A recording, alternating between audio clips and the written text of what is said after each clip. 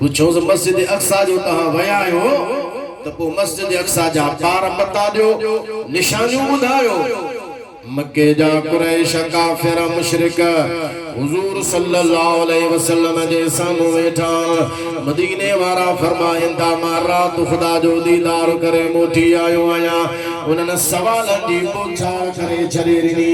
पर चवण लॻा त मस्जिद अक्सा खे दरवाज़ा घणा आहिनि, दरियूं कहिड़ियूं आहिनि, केतिरियूं आहिनि, कहिड़े पासे खां केतिरा दरवाज़ा आहिनि, निशानियूं असांखे ॿुधायो।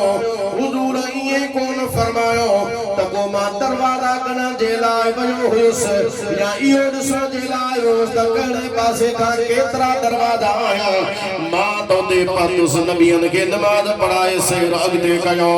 हुजूर ईअं न में जवाब न ॾिनो। मके वारा दया तुंहिंजो मुंहिंजो नबी ॿुधाईंदो रहियो। वॾे आवाज़ सां सभई सुभान अल्लाह चओ था की ॻाल्हि न कयो। देवबंद जे मौली सवा चवे तो उसको दीवार के पीछे का पता नहीं, चवे तो नबी के भित जे पुठियां जी ख़बर काने। हुजूर जे इल्म गैब जा इनकारी आया। असां आले सुन्नत व जमात जो अकीदो आ अल्लाह तबारक व तआला पंहिंजे नबियन खे गैब जो इल्म ॾींदो आ। सभिनी खां वधीक अल्लाह मुस्तफा खे ॾिनो। असां जो हिकिड़ो अकीदो इहो बि आहे त हुजूर हाज़िर नाज़िर आहे। तव्हांजो ईमान आहे न? सभई हथ मथे खणी चओ सुभान अल्लाह। हाज़िर नाज़िर जो मतिलबु छा आहे?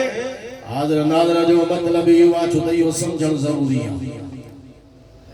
छो त वहाबी एतिराज़ कंदा आहिनि देवबंदी जेकॾहिं हाज़िर नाज़िर था चओ त पोइ माना हुजूर जी हिजरत बि ख़तम।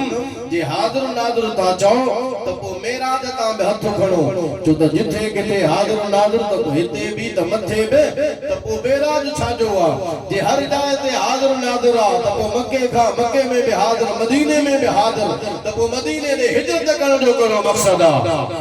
हाज़िर नाज़िर जी ॻाल्हि खे हो सम्झाई उन्हनि खे तॾहिं एतिराज़ था कनि। यादि रखो जमा सगोरी, हाज़िर नाज़िर जो मतिलबु इहो आहे त मदीने वारा त आहिनि मदीने में, जिस्म रसूलुल्लाह जो मदीने में, रूहानियत रसूलुल्लाह जी पूरी काइनात में। साईं वेठा त हिकु जाइ ते आहिनि पर मुस्तफा जी नज़र पूरी दुनिया ते आहे।